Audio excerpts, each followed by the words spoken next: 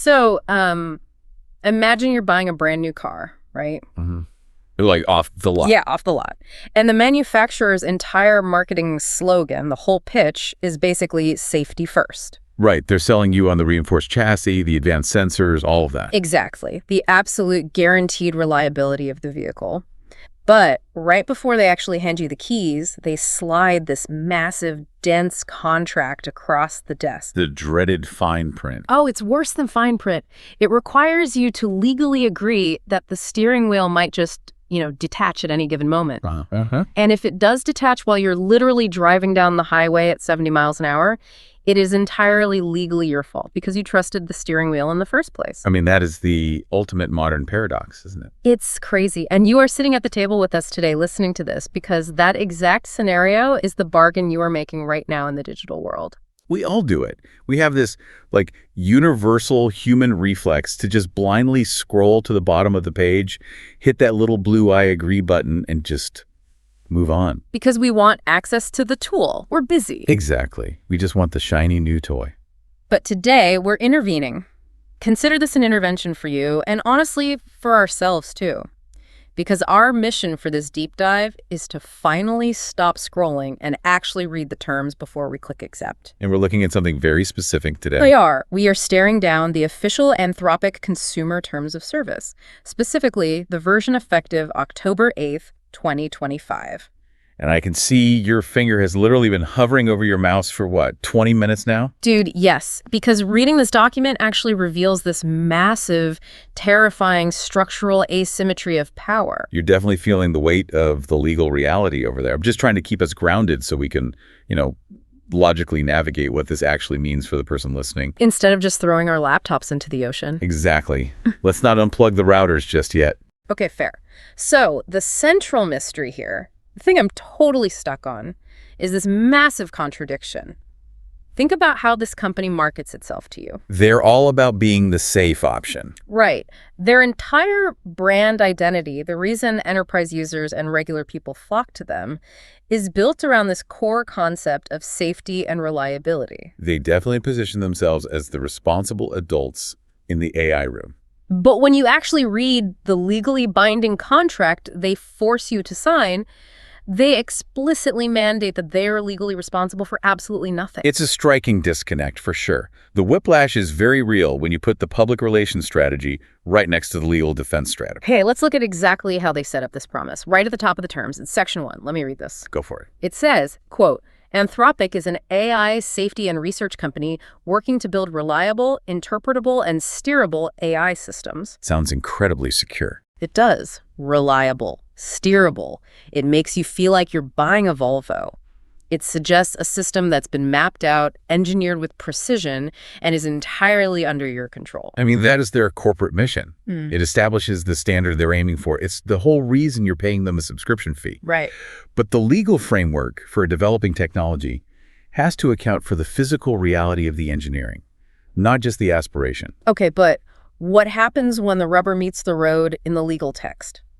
Because you scroll down to Section 4, which is about relying on the outputs, and the illusion completely shatters. Section 4 is definitely where reality sets in. It explicitly states, and I quote again, outputs may not always be accurate and may contain material inaccuracies even if they appear accurate because of their level of detail or specificity. Yeah, that's a heavily worded warning. They are gaslighting us. How can you legally call your system reliable in paragraph 1 and then explicitly warn me that it might be completely believably wrong in paragraph 4? Well, to understand that, we have to look at the mechanics of how a large language model actually works. Okay, explain it to me because I feel like I'm losing my mind. They aren't trying to deceive you, really. They are just defining the physical limitations of the tech. You have to remember, AI is fundamentally a probabilistic engine. Probabilistic meaning? It's guessing. Essentially, yes. It does not know facts the way a calculator knows math or the way a hard drive stores a file. It is mathematically predicting the next most likely token, or word, based on its training data. So it is just a highly advanced guessing machine. Exactly. And mathematically speaking, a beautifully articulated, highly plausible lie is often statistically more probable for the engine to generate than a complex, nuanced truth. Wow, so it prefers a good-sounding lie over a messy truth. Sometimes, yeah. That's why they include that specific warning about the level of detail. The danger isn't that the AI gives you a garbled, nonsensical answer. Right, because you'd spot that immediately. Exactly. The real danger is that it gives you a perfectly formatted, incredibly detailed response that contains a fatal, invisible flaw buried in, like, the third paragraph. So the better it sounds, the more suspicious you have to be. Basically. Yeah. The company's just covering its bases because these are frontier technologies. They're still improving. But wait, think about physical tools. If I go to the hardware store and buy a table saw, the manufacturer retains strict legal liability if the blade randomly flies off and injures me. Sure, product liability. Yeah. They can't just slap a sticker on the box that says blade may detach, use at your own risk, and expect that to hold up in court.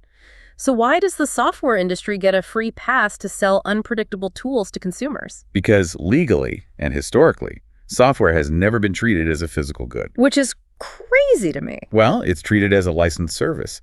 The legal framework evolved back when code was highly fragile, right? It was being deployed across millions of different unpredictable computers. Okay, I guess it makes sense for the 80s. Right. If a developer was held strictly liable every time a program crashed and someone lost an unsaved document, the entire tech industry would have collapsed overnight. So the law gave them a shield. Exactly. The law allowed software to be protected in ways that table saws simply are not. Okay, but a word processor crashing is one thing. What we are talking about here is vastly different. Have you seen the part about actions? Oh, yeah.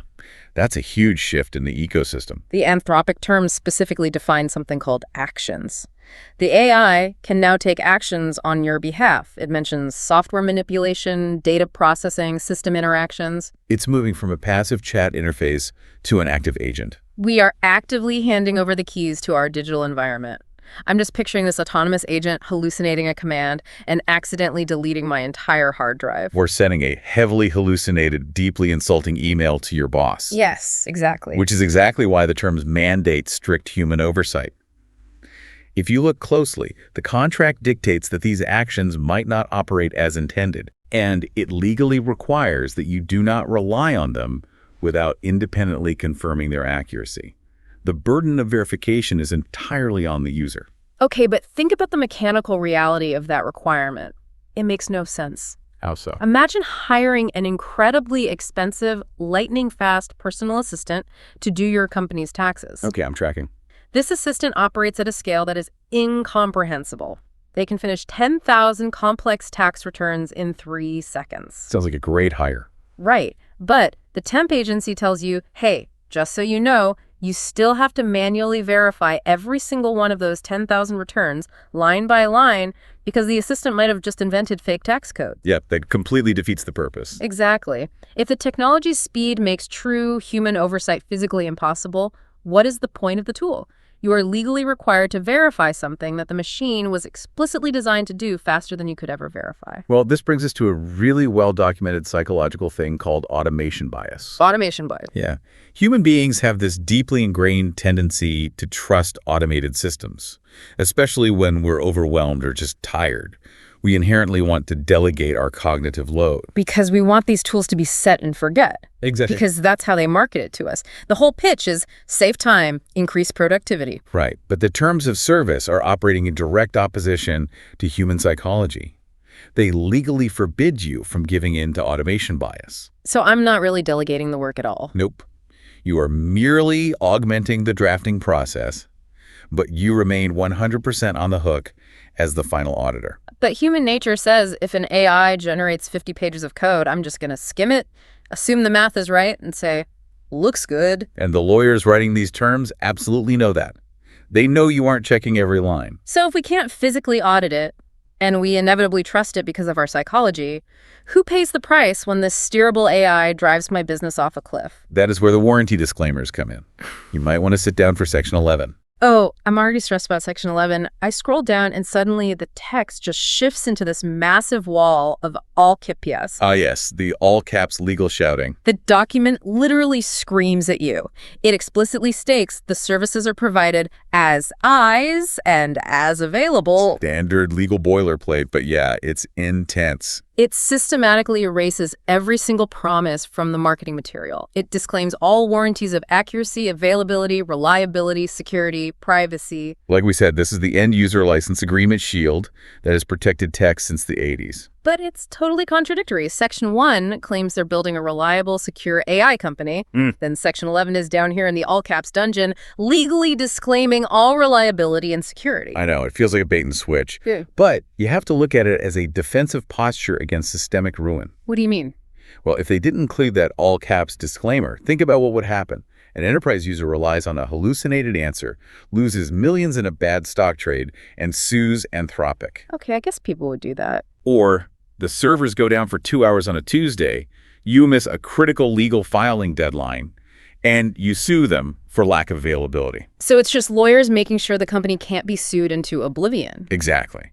While the frontier technology is still stabilizing, they need that shield. I understand they're protecting themselves from oblivion, but what about my oblivion? What happens to the user? Right. Because this leads right into the limitation of liability clause, which honestly made my jaw drop when I read the actual numbers. Yeah, the liability cap is where the asymmetry of power becomes highly quantifiable. Let's play out a scenario for the listener. Say I ignore the warnings, partly automation bias, partly I'm just on a tight deadline. Happens every day. I use the AI to process a massive data set for my business. The AI takes an action, hallucinates a command, and completely corrupts my database. A total disaster. My business goes under, I lose my clients, I take this to Anthropic, and I literally prove that their tool destroyed my company. According to Section 11, what do they owe me? The absolute maximum amount they owe you is capped at whatever you paid them for the services in the 6 months preceding the incident. 6 months of a subscription fee. Or exactly $100, Yeah. whichever is greater. $100, that doesn't even cover the coffee I'd need to stay awake and try to fix the mess. It is a really stark figure. If their tool, which they claim is revolutionizing the global economy, completely ruins your digital life, they value that destruction at the price of a tank of gas. I know, it sounds insulting. Yeah. But structurally, think about it. You're paying a minor monthly fee, maybe $20. Sure. A venture capital-backed tech company operating at a global scale simply cannot take on unlimited, uncapped liability for millions of individual users paying a tiny fee. The cloud model would just collapse. Okay, but the risk is entirely a one-way street. If they break my business, I get $100. But what happens if the user breaks something? Now we're getting to the indemnification clause. Yes, right below the liability cap. Explain this to me because I feel like I'm reading it wrong. You're probably not. If you breach the terms, or if you use the AI outputs to develop something that violates the law or infringes on someone's copyright, Then I have to indemnify them, meaning I am legally required to pay for all of their liabilities, damages, and their corporate legal fees. yep, you cover their lawyers. So they shift 100% of the operational risk onto my shoulders. Anthropic takes the subscription revenue, they get the massive Silicon Valley valuations, and you take the liability. That's the reality of the contract. If they break it, I get $100. Yeah. If I break it, I pay the legal bills for one of the richest tech companies on the planet. That is the ultimate reality of using cloud-based AI right now. The company holds all the structural power. You hold all the operational risk. It's terrifying. You're basically operating a heavy machine without a safety net, and you've signed a paper agreeing that you brought your own net. I feel entirely exposed, so I started frantically looking through the terms for any kind of protective silver lining. Did you find one? I thought I did. I was thinking, okay, if I'm holding all the risk, at least I can protect my own proprietary data. Right. Data privacy is huge. So I found this line in Section 4. It says they might use your materials to train their models, quote, unless you opt out of training through your account settings. Which sounds like a totally reasonable privacy control. It does, until you read the very next sentence. It's a massive loophole. Let me find it. Okay, here. Even if you opt out, we will use materials for model training when 1. You provide feedback to us regarding any materials, or 2. Your materials are flagged for safety review.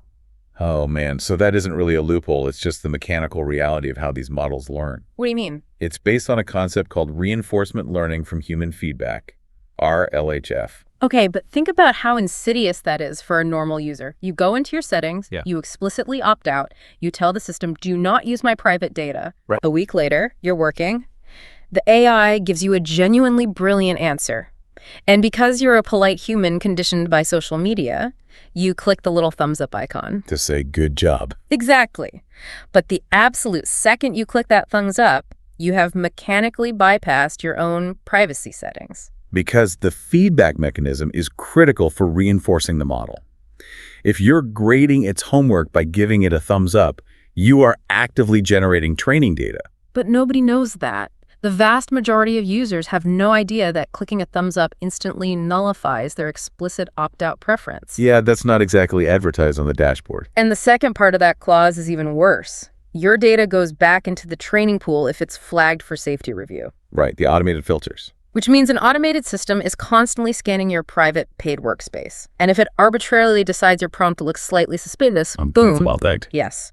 Suddenly, a human reviewer or another AI is analyzing your inputs, and your private data is legally back in their training environment. You have zero actual security. It really highlights how porous the boundary is between your private workspace and their public training environment.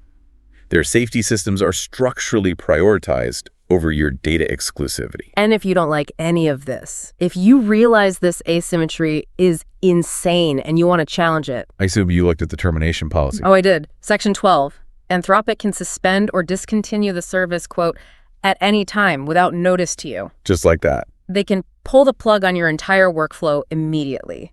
For any reason, with zero warning. You're basically building your house on rented land. Exactly. Imagine you've built your whole daily routine, your coding environment, your business around this tool. You wake up tomorrow and your account is just gone. And the landlord holds the right to change the locks without a phone call. The psychological weight of this document is just exhausting. I mean, we integrate these massive tools into our lives under this guise of safety and reliability. That's the marketing. But the cold, hard legal reality is that we are completely defenseless. The user holds all the liability. We have the burden of impossible human verification, and the company holds all the power. It fundamentally changes how you view the tool, doesn't it? When you understand the mechanics of the contract instead of just the product pitch. It leaves us with a truly bizarre reality. If these tech companies explicitly refuse to ensure their own AI outputs because the risk is too high, what happens next? That's a great question. Are we going to see a massive new third-party AI insurance industry? Like, do I have to buy a policy just to protect my business from the AI assistant I hired? Or maybe we're moving toward a future where our personal AI agents have to instantly negotiate terms of service with corporate AI agents before they even talk to each other. Machine-to-machine legal negotiations. It's entirely possible because the human users simply cannot keep up with the scale of this risk. No, we can't. But right now, in this moment, you are the one holding the risk. And honestly, I really need this system to summarize this PDF for my meeting in 5 minutes. Yeah. Are you serious? After everything we just read, we have zero power, zero guarantees, and literally all the liability. I mean, I don't know, man. It's just so convenient. I'm just going to click accept. Wow. Okay. Click it. There. Click. Yeah.